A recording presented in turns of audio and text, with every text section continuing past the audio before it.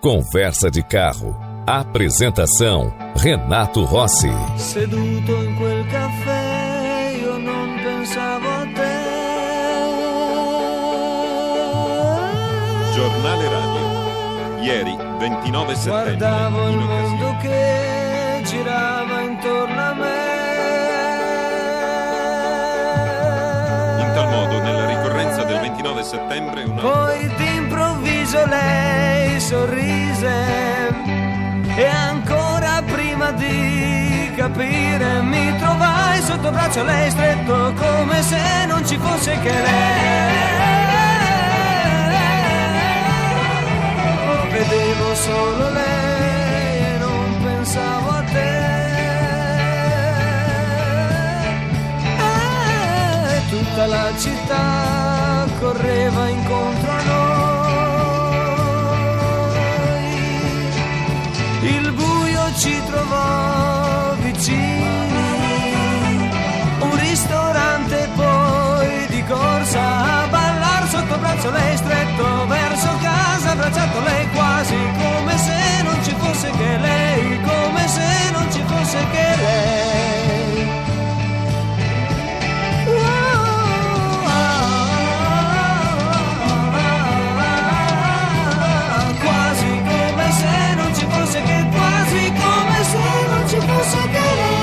nella giornata precedente, oggi 30 settembre, mi le sono deliberazioni svegliato e sto pensando a te.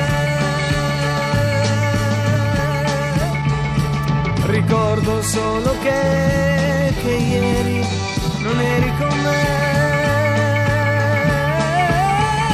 Il sole ha cancellato tutto, di colpo volo giù dal letto e corro lì al telefono e parlo, rido e tu non sai perché t'amo, tu non sai perché parlo, rido e tu non sai perché t'amo, tu non sai perché parlo, rido e tu non sai perché parlo, rido e tu non sai perché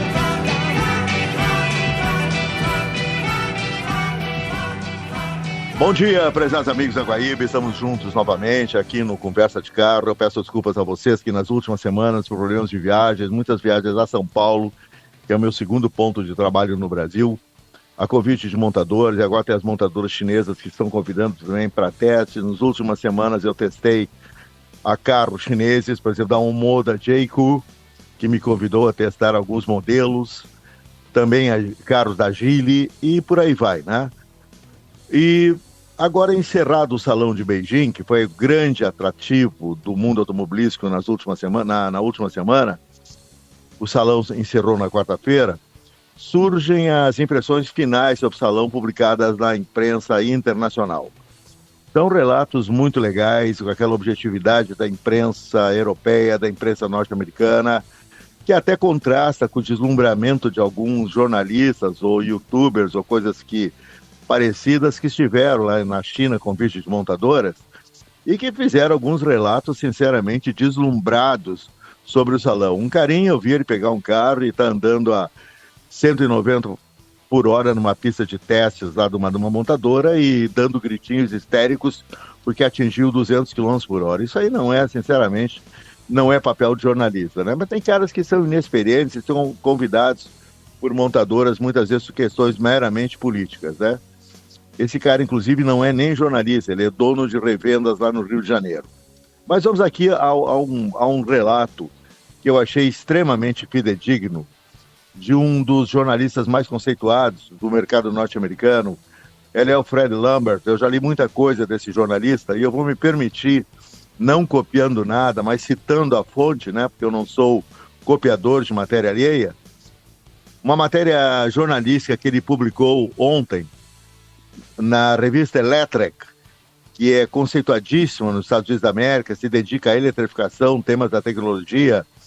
Ele dá o relato dele sobre o The Beijing Auto Show, o salão da China, né? E ele define o salão, ele mostra o que aconteceu naquele salão de uma forma muito objetiva. Então eu me permito passar algumas impressões aí do Fred Lambert para vocês, já que ele esteve lá, eu não estive, ele tem informações mais fidedignas, com certeza, né? E ele definiu o Salão de Beijing como o futuro da indústria automobilística. E esse futuro, segundo o jornalista norte-americano, o Fred Lambert, será elétrico. Algumas impressões do Fred Lambert, por exemplo, né?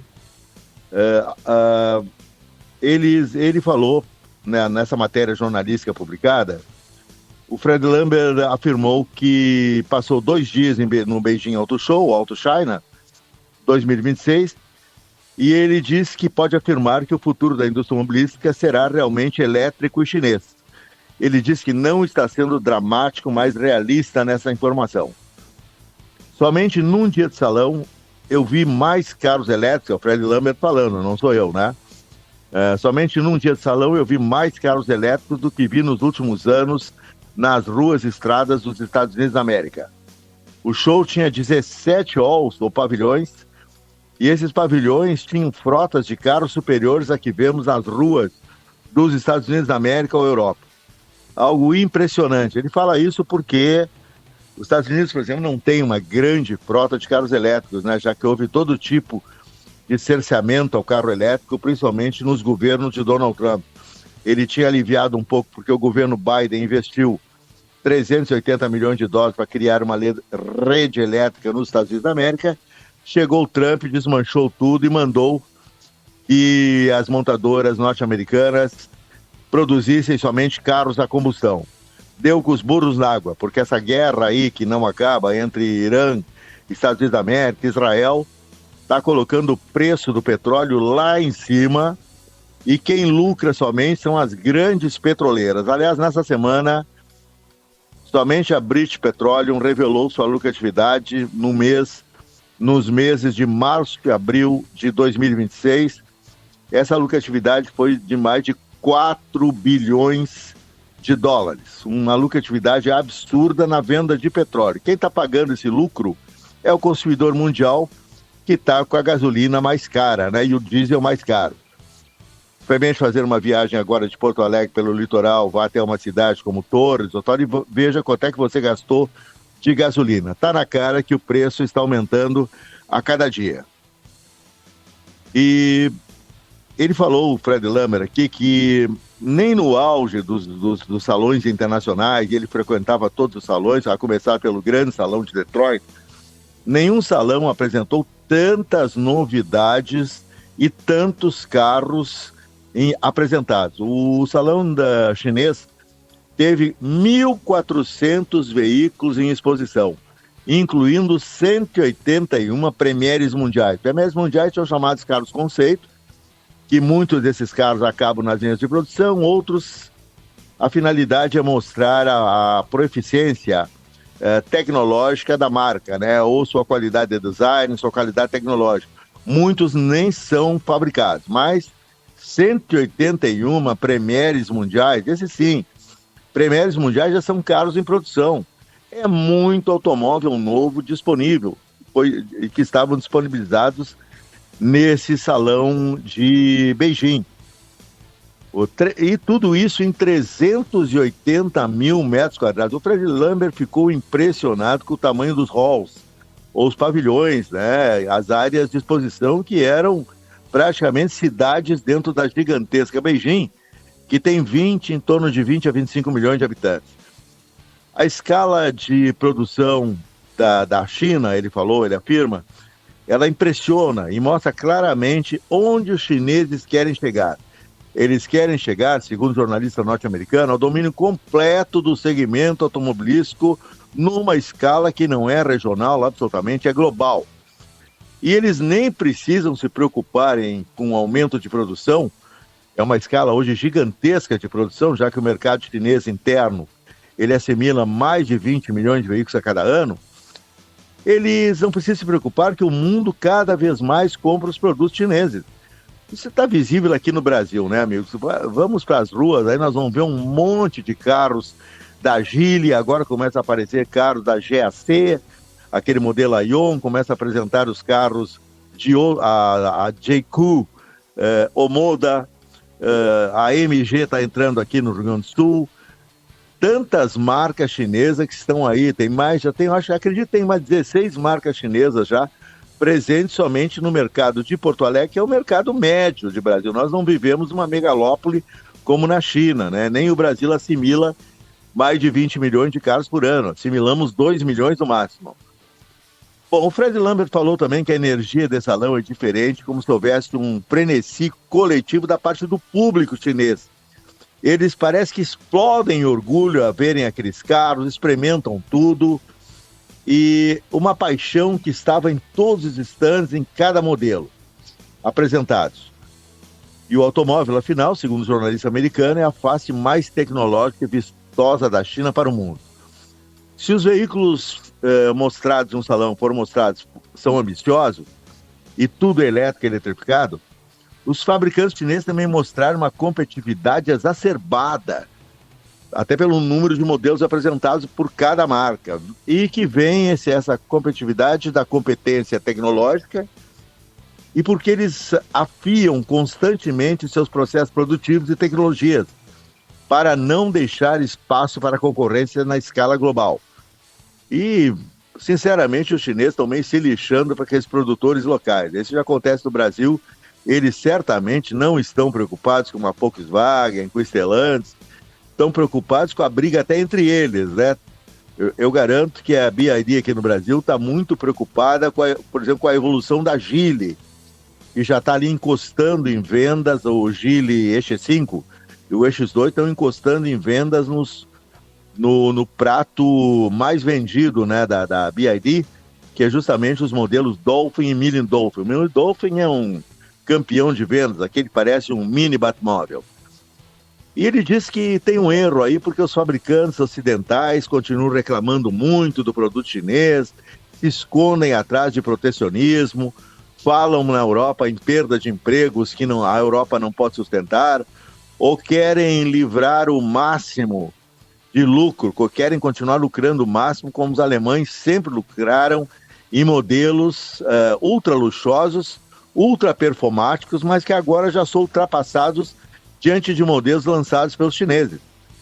Ele citou até o SU7 da Xiaomi, que passou de fabricante de iPhones e outros equipamentos eletrônicos para um poderoso fabricante de veículos em apenas 2 anos.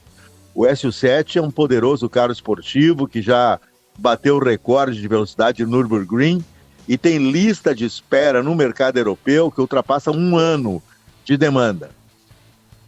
Portanto, a fronteira, isso é o Fred Lambert que está falando, a fronteira do alto luxo já foi cruzada no salão de Beijing. E dezenas de modelos ultra luxuosos dos chineses nada ficam a dever a Bentleys, Mercedes, Audi e BMW.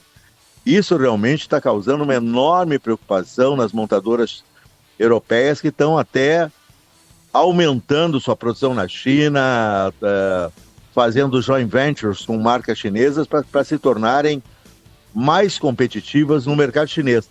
Tem marcas ocidentais como a Volkswagen, lembrando, ela foi líder do mercado chinês na década de 90, anos 2000. Ela teve como campeão de vendas o Jetta, o Passat. Agora esses carros, inclusive a Volkswagen, segundo o Fred Lambert, apresentou no salão ao Jetta elétrico, que inicialmente vai ser vendido somente no mercado chinês.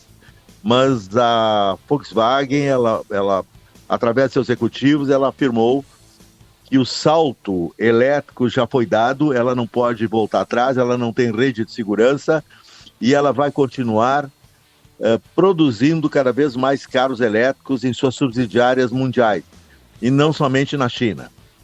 Um outro também aspecto foi o avanço tecnológico. Lembrando que no salão foi apresentado o futurista robotáxi da Geely, que também é um produto que o Elon Musk está jogando todas as suas fichas em cima desse robotáxi. São táxis robotizados, que lá no salão, o robotáxi da Geely, futurista na forma, foi apresentado por um robô de feição humana, super simpaticão, estava lá dando pulinhos até perto do carro, e ele explicava o carro para os visitantes. Era robô, não era humano.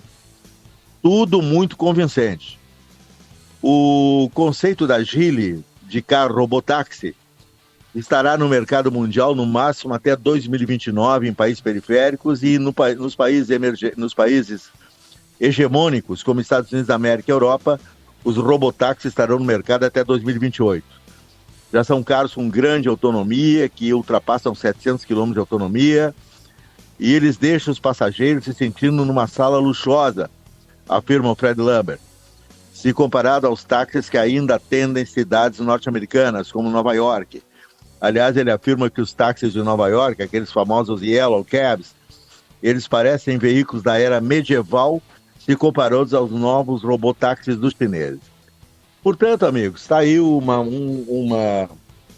depoimento de um jornalista norte-americano, que é o editor de uma importantíssima publicação de distribuição mundial, e que mostra realmente que um cara experiente como ele, para ficar impressionado com o que ele viu lá em Beijing, é que o negócio realmente foi o maior salão do mundo e vai ficar na história, talvez por muito tempo, como o maior salão e o mais tecnológico até hoje mostrado por um país, no caso a China, né, que lidera a eletrificação no mundo. Mas o grande lance da China não é voltar de jeito nenhum aos carros híbridos, isso foi salientado pelo Fred Lambert, nem pensar voltar a carros a combustão, eles não querem isso, serão realmente carros puramente elétricos, com maior autonomia, a serem lançados a partir de 2028 no mercado mundial, muito maior economia. Eles estão investindo também em carregadores ultra rápidos que podem realizar uma carga de um carro em 10 minutos. Enfim, a tecnologia de sustentação desses carros também é uma preocupação dos chineses. Eles não batem prego sem estopa, como se diz numa linguagem popular, né? Foi para vocês, então, eu quis tirar a minha responsabilidade total disso, porque fica difícil eu falar num salão, não estando no salão, e dar palpite sobre o salão, né? Eu posso, no máximo, me basear nas mesmas fontes que outros jornalistas que não foram ao salão se basearam, que são as informações que estão aí na imprensa mundial e principalmente na virtualidade. Mas eu escolhi o Fred Lambert porque conheço matéria dele, acho um baita jornalista e acho que ele deu um depoimento bem fidedigno que talvez tenha servido também ao entendimento de vocês sobre o que foi o Salão de Beijing. Bom, nós vamos agora rock de primeira no programa, como sempre, não vou deixar de botar rock aqui no Motor Show e em seguida nós prosseguimos. No, non verrai, l'orologio nella strada ormai corre troppo per noi, so dove sei, tu non stai correndo qui da me, sei rimasta con lui, le luci bianche nella notte sembrano accese per me. È tutta mia la città, tutta mia la città, un deserto che conosco, tutta mia la città, questa notte un uomo piangerà, no, non verrai, fumo un'altra sigaretta e poi me ne andrò senza te. Porto con me un'immagine che non vedrò, tu che corri da me, da un'automobile che passa, qualcuno grida va a casa, è tutta mia la città. Tutta mia la città, un deserto che conosco, tutta mia la città, questa notte un uomo piangerà, tua, tua, tua, tua, tua, tua.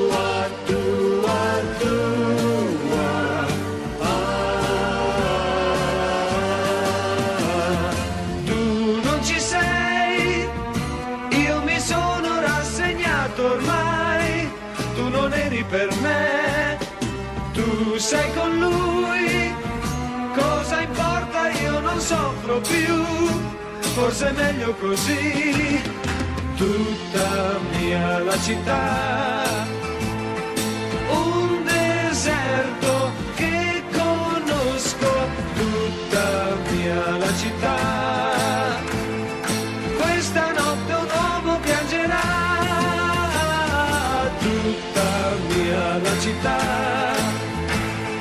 un deserto che conosco, tutta mia la città, questa notte un uomo piangerà, tutta mia la città, un deserto che conosco, tutta mia la città. Estamos apresentando Conversa de Carro.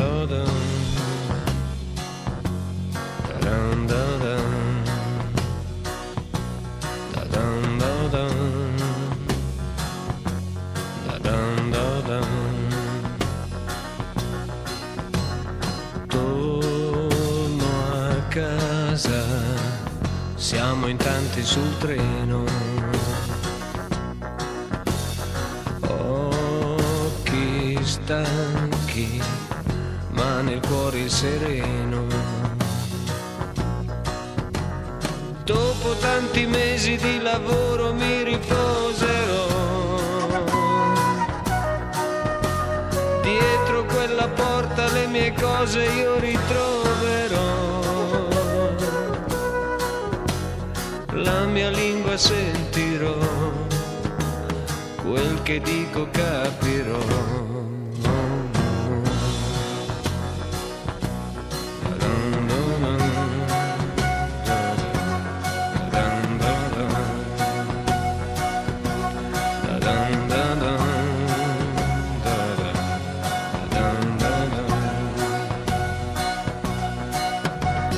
Dolce sposa, nel tuo letto riposa, al mattino sai di avermi vicino, apri la valigia, c'è il vestito che sognavi tu, guardati allo specchio, tu sei bella, non levarlo più, nostalgia che passa e va, fino a quando durerà.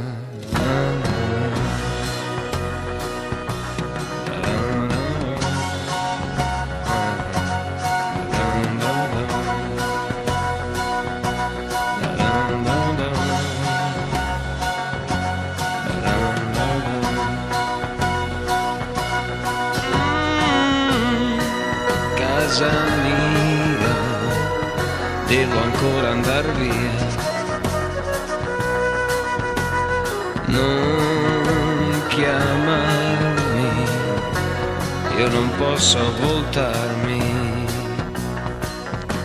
porto nel mio sguardo la mia donna e tutto quel che ho, torno verso occhi sconosciuti che amar non so, questa volta chi lo sa, forse l'ultima sarà.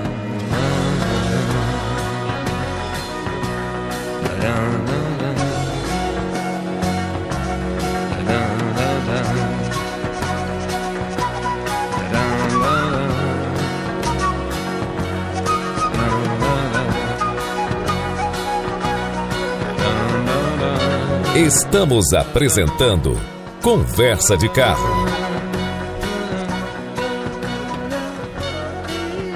Bom, amigos, um outro aspecto que foi salientado, isso foi salientado, está sendo salientado muito na imprensa internacional, é como está difícil, né, as montadoras que atuam, principalmente no mercado europeu, que são europeias, a manterem vivo esse conceito do heritage, o conceito da tradição de uma marca, né, que salientar que uma Mercedes-Benz tem qualidade, porque ela tem 100 anos de mercado mundial, que uma Audi começou a fabricar carros lá ainda no período de pós-guerra, e outras marcas também têm décadas de tradição.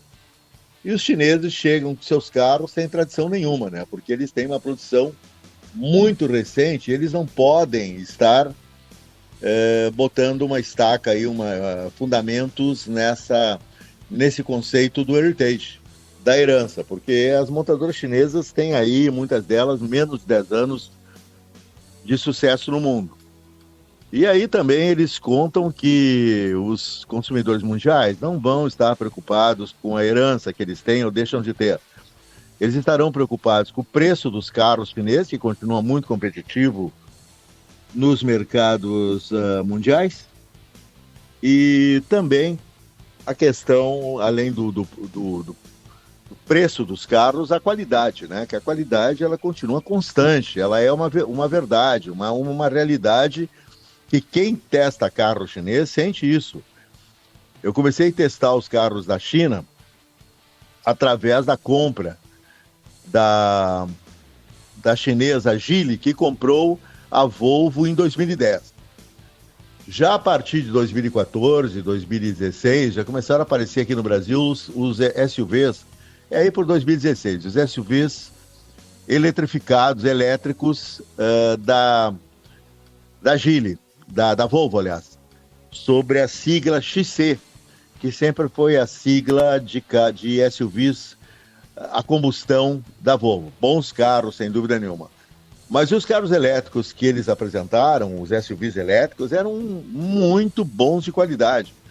Eu me lembro da surpresa que eu tive ao dirigir o XC40 Recharge, que continua em produção e fazendo sucesso nos mercados do mundo, incluindo o Brasil. Inclusive a Volvo acaba de inaugurar nova revenda aqui em Porto Alegre, onde eu sempre tive amigos lá na revenda da Volvo. Através dessa revenda eu consegui testar carros da Volvo, através da gentileza do gerente, que é um poderoso grupo IESA, né? Esse grupo IESA hoje é um dos mais poderosos do Brasil, sem dúvida nenhuma, em distribuição de veículos, né? A fama do IESA já ultrapassou muito as fronteiras do Rio Grande do Sul.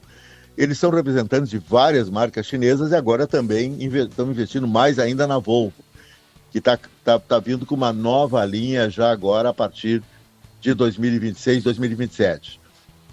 E eu tive testando os SUVs da Volvo, foi que eu tive a primeira surpresa agradável dos carros elétricos, né? Eu me recordo da surpresa nada agradável que eu tive testando o carro a combustão da Geely, lá por 2007, 2006, quando a Geely veio para o mercado brasileiro e trouxe alguns modelos que eram simplesmente precários, eram primários, embora tivessem até como tinha o EC7, se não me engano o EC7, que era um sedã bonitão, mas convenhamos, ele era bonitão e ruinzão. Mas o GC3, que era um hatchback, que ele podia ser definido como vexaminoso, né? Ele não se adaptava absolutamente, por exemplo, ao pavimento do Brasil. Eu só fui ter a ideia da qualidade da Geely quando comecei a testar veículos da Volvo, através dessa revenda Volvo de Porto Alegre. E aí, naqueles contatos de um dia, 2 dias com os carros, eu comecei a ver que realmente como era agradável a tecnologia chinesa relacionada a carros elétricos. E também a questão, os carros eram muito bem acabados, né? Um acabamento primoroso, que inclusive a Volvo melhorou até o seu acabamento, que já era bom. A Volvo tinha mania de ter um acabamento minimalista, sueco, né? O interior tinha cores de madeiras lá das florestas lá da Suécia, era tudo muito, muito sofisticado, muito complexo. Inclusive, a Volvo, quando era só dos suecos, obrigava as revendas a comprarem móveis que eram fabricados por empresas suecas e exportados para o Brasil e para o mundo, onde tinha revendas da Volvo. Olha que luxo, né? Agora parece que com os chineses acabou isso aí, né? Agora os chineses são donos totais da Volvo. Claro que eles vão querer, então, decoração mais ligada aos motivos chineses. A China tem uma bela arquitetura também do que modelos suecos. Mas convém lembrar que a Volvo continua com sua fábrica de Gotemburgo, continua com mão de obra sueca em grande parte, tendo fábricas na China também. Os suecos não foram trouxas de botar fora a experiência de quase um século de construção de carros. A Volvo começou a fabricar carros em 1920, 1925. É uma marca da maior tradição no mercado mundial. Os chineses não desmancharam isso, eles são muito colaborativos, não são destrutivos em relação às marcas estrangeiras que eles compram. E aí, amigos, que a qualidade desses chineses, hoje, agora, ultimamente, eu não peguei mais SUV da Volvo, eu devo testar o SUV da Volvo, vou tentar testá-lo a semana que vem. Eu vi a nítida evolução desses carros aí, chineses de última geração. Sejam eles híbridos plug-in, sejam eles elétricos. A evolução nos elétricos foi que as marcas chinesas, elas conseguiram domar, por exemplo, a corrente contínua, que ela é muito rude, ela é muito braba, ela é muito mordedora. Alguns carros chineses elétricos de primeira geração, você tacava o pezão lá, o pé direito, você acabava lá no banco traseiro. Tinha que ter maior cuidado em piso molhado, porque você podia gerar o torque steer, que é aquela tremida da frente do carro que leva à perda de controle direcional e acidentes mortais. Quem tinha, aliás, um problema crônico de torque steer, que nunca foi revelado pelo fabricante, era o Eclipse da Mitsubishi, aquele carro esportivo. Eu mesmo tive uma experiência muito desagradável com o Eclipse. Quando eu pisei firme para acelerar o Eclipse me fugiu do controle. Quase que eu acabo batendo o Eclipse aqui numa rodovia do Rio Grande do Sul. Eu estava fazendo uma viagem a convite da Mitsubishi. O carro era muito veloz, o Eclipse, mas tinha esse detalhe, que depois desse detalhe foi denunciado no mercado norte-americano, e esses carros tiveram que passar uma reformulação mecânica profunda para eliminar esse excesso de torque. Os chineses agora estão dominando e domando o torque. Agora, semana passada, eu tive o prazer de receber lá do Grupo Felite, aqui em Porto Alegre, que representa a Jeiku Omoda. Recebi um Omoda e Omoda 5, e realmente que prazer de dirigir esse Omoda. Um carro, um SUV bonito de design, simples, sem frescuras, não tem uma suntuosidade, como tem, por exemplo, os SUVs da Zeekr. Essa Zeekr é também da Geely, e a Zeekr vai aumentar a sua participação no mercado brasileiro. Ela tem SUVs muito bonitos, de uma grande qualidade interna, e faz um grande sucesso no mercado da China, a Zeekr.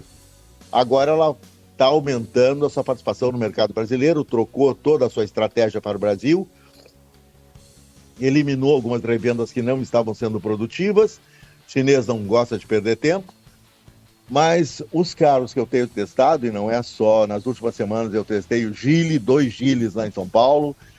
Essa Geely realmente tem uma tecnologia diferenciada.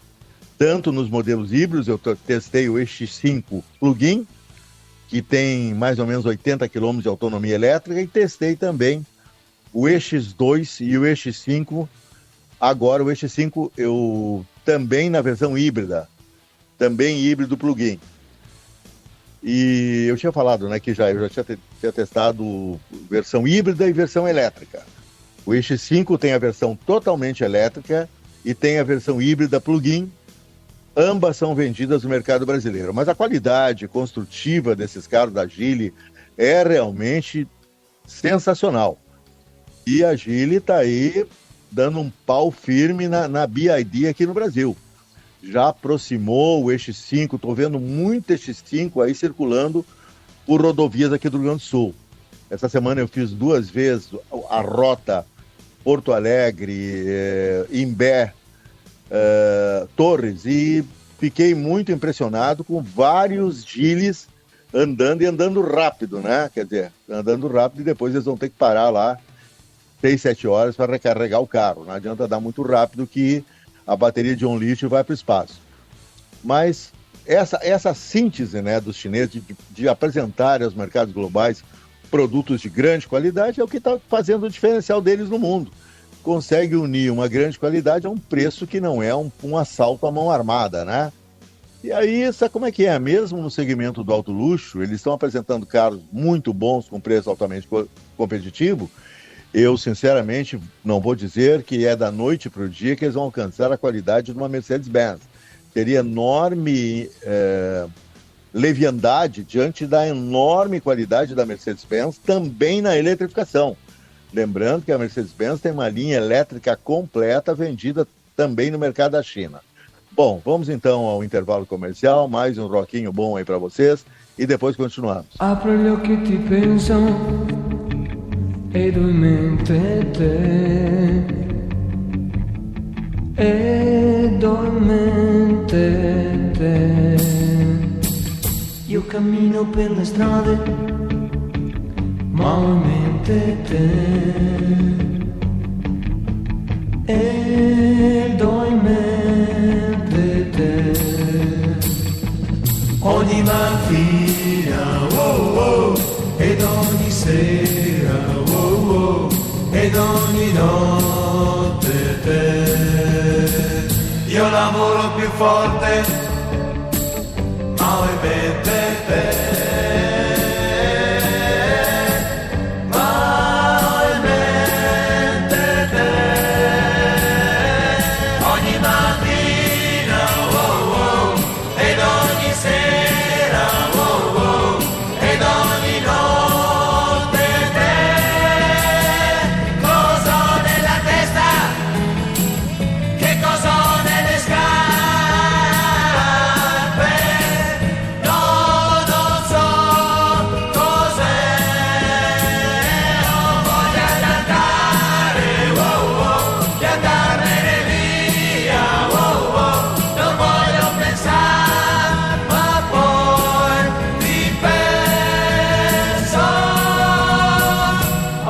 Che ti penso ed ho in mente te ed ho in mente te.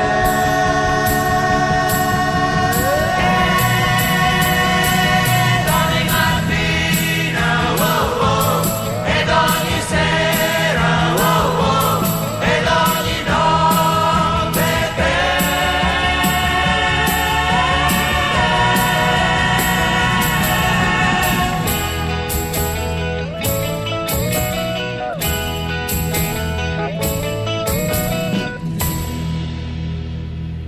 Estamos apresentando Conversa de Carro.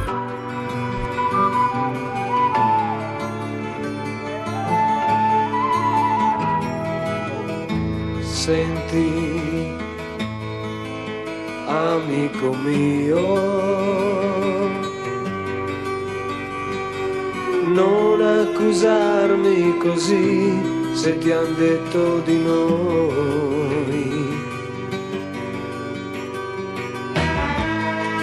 Sì,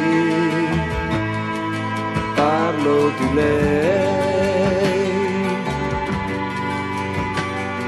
lei che tu ami di più di ogni cosa che hai.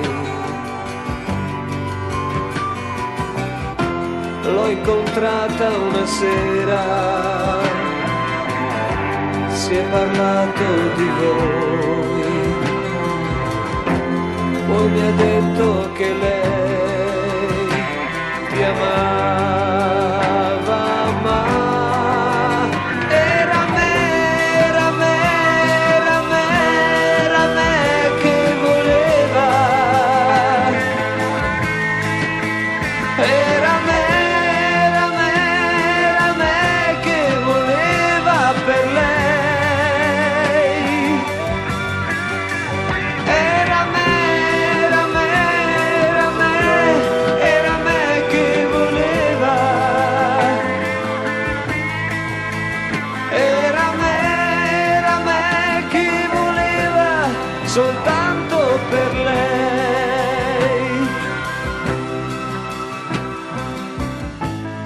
Sai,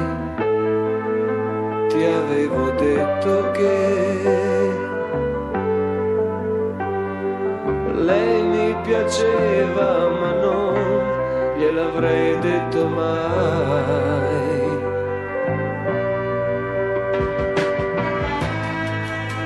Poi le ho detto tutto e senza sapere perché è venuta da me.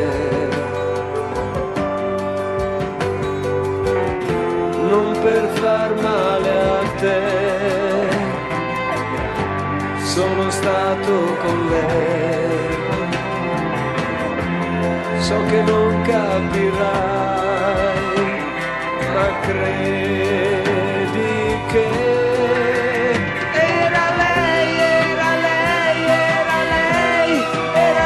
che voleva.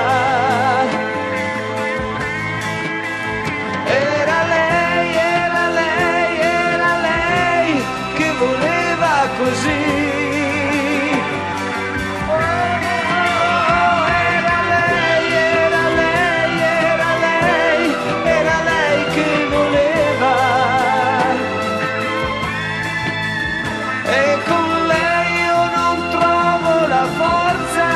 Per dire di no, e con lei io non trovo la forza per dire di no, e con lei io non trovo la forza per dire. Estamos apresentando Conversa de Carro.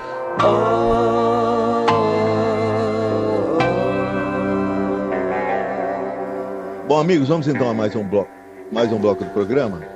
Espero que você tenha gostado, ter uma visão por dentro de um jornalista americano da maior conceito, que é o Fred Lambert.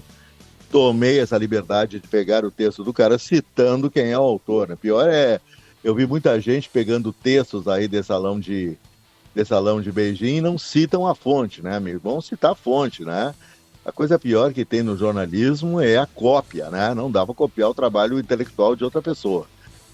Eu procuro sempre ser, inclusive, até convido também vocês, aproveitando a passagem aqui, vocês deem uma olhadinha lá com a edição sempre impecável do Bernardo Bersch, para mim.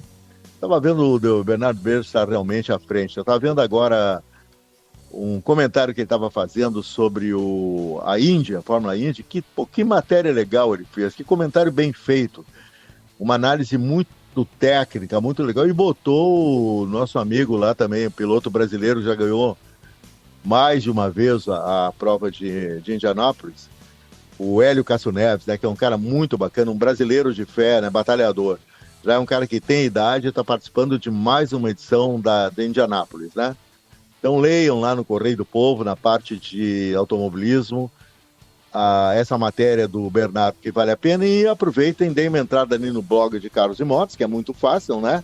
É só entrar na secção blogs e entrar no Carros e Motos, que vocês vão ver também uma matéria minha despretensiosa, bastante objetiva, bastante honesta, sobre carros esportivados brasileiros, já que a semana passada eu testei durante 2 dias ao Onix RS, o esportivado da Geomotos, e gostei muito do carro.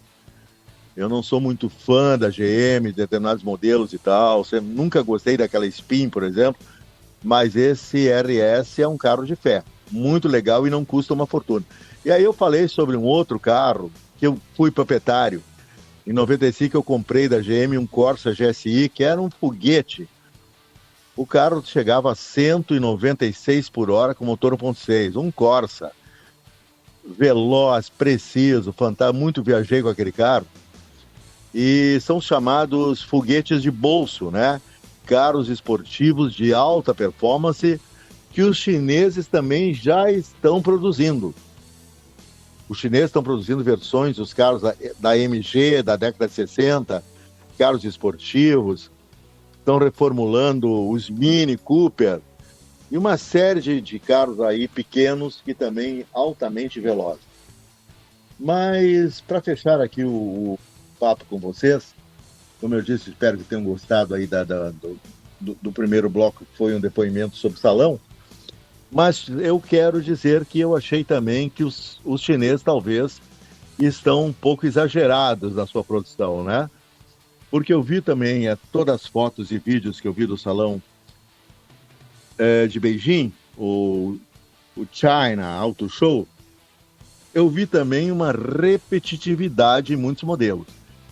Parece que os chineses fizeram um standard de design, que é aquelas linhas arredondadas, futuristas, aquilo ali eles replicam e acaba também se tornando uma coisa sem criatividade, porque parece que uns copiam os outros. Mas o conceito também que eu acho que eles estão praticando é o conceito da questão de tornar o automóvel um commodity, tornar o automóvel uma coisa tão banal, tão assim, de acesso mais amplo, e commodity é uma mercadoria, né? A gente fala de commodities, que são as mercadorias que circulam pelo mundo. Tornar o automóvel realmente uma mercadoria sem nenhum tipo de compromisso com tradição, com passado, com herança cultural, com linhas que devem ser preservadas. Aliás, esse conceito de heritage, de herança, é muito caro ainda às montadoras ocidentais. Reparem que o ano de 2023, a Jaguar, ela tentou uma mudança radical na sua linha, contratou uma agência lá meio hipiloide, meio muito modernosa, e fizeram uma publicidade muito louca, que apresentava tipos físicos os mais exóticos, com uma música muito impressiva, mas não apresentava o carro. Quando apresentaram o carro era totalmente futurista. E a Jaguar foi a produtora de carros esportivos mais belos do mundo. A linha XK, a linha XJ e tantas outras linhas, carros que eram belos. Então isso marcou décadas. O resultado que os carros da Jaguar, essa campanha publicitária, eles fizeram lá um recall, ninguém lembrava de nada, inclusive o consumidor ocidental renegou esta publicidade. Agora, a Jaguar estava jogando também para o mercado chinês, que ele não tem essa história de herança. Eles nada tiveram a ver com a história da Jaguar, da Jaguar, nada tiveram a ver com a trajetória da Mercedes-Benz, a trajetória da BMW. Nenhum piloto chinês participou das 24 horas de Nürburgring, nenhum piloto chinês ganhou Le Mans. Tudo isso está no inconsciente coletivo do Ocidente. Então as montadoras ocidentais ainda trabalham com conceitos de design que não são tão futuristas e que remetem a carros do passado que são icônicos. Eu não acho que a Mercedes-Benz, por exemplo, ela tenha mudado completamente o seu design. Ela mudou, ela evoluiu. Mas ali você vê os ecos, por exemplo, você vê um carro esportivo da Mercedes-Benz. Um que eu acho fantástico, que eu já pilotei em autódromo ele mais de uma vez, que é o AMG GT. Ele tem o formato daqueles carros que até ganhavam Le Mans na década de 70, por aí. Carros mais clássicos, esportivos. O AMG GT tem uma linha clássica de design e é um tremendo de um esportivo furioso. Então, os chineses estão se lixando para isso e eles colocam carros por isso que eles conseguem colocar tantos modelos no mundo sem preocupação se a estética desse modelo vai preocupar um cara mais tradicionalista ou não. Eles não querem nem saber.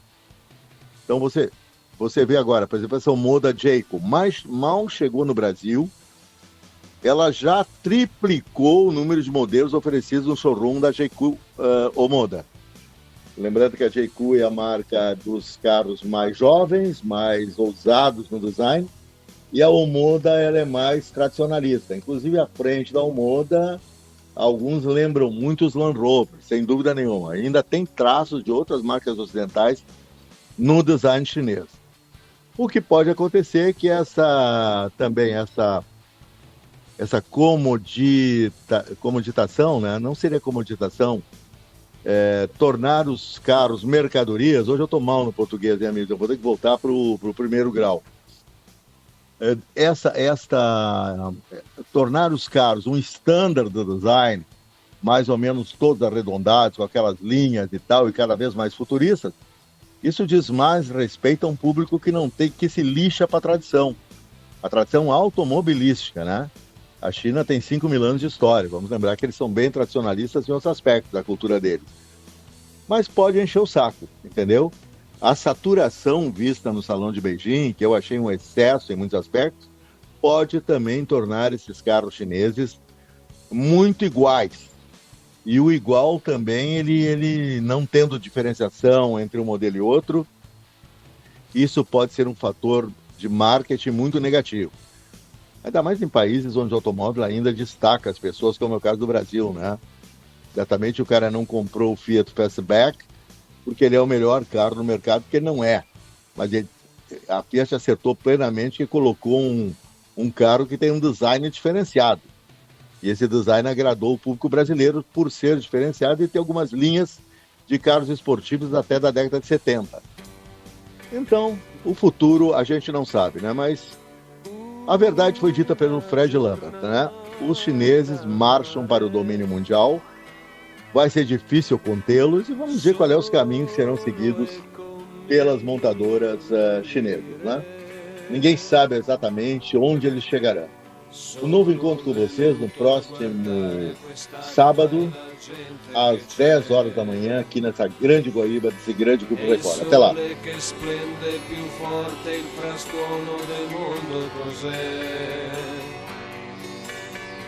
Cerco ragioni e motivi di questa vita, ma l'epoca mia sembra fatta di poche ore.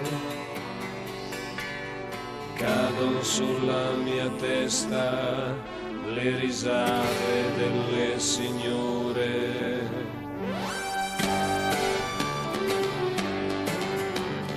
Guardo una cameriera, non parla, è straniera. Dico due storie ad un tizio seduto su un'auto più in là. Un'auto che sa di vernice, di donne e di velocità. Laggiù sento bimbi gridare, nel sole o nel tempo chissà. Mi fermo a guardare, palloni danzare. Tu sei rimasta sola, dolce Madonna sola. Nelle ombre di un sogno, forse in una fotografia, lontani dal mare, con solo un geranio e un balcone. Risplende negli occhi la notte di tutta una vita passata a guardare le stelle lontano dal mare. E l'epoca mia e la tua è quella dei nonni, vissuta negli anni a pensare. Una giornata al mare, tanto per non morire. Nelle ombre di un sogno. Você ouviu Conversa de Carro.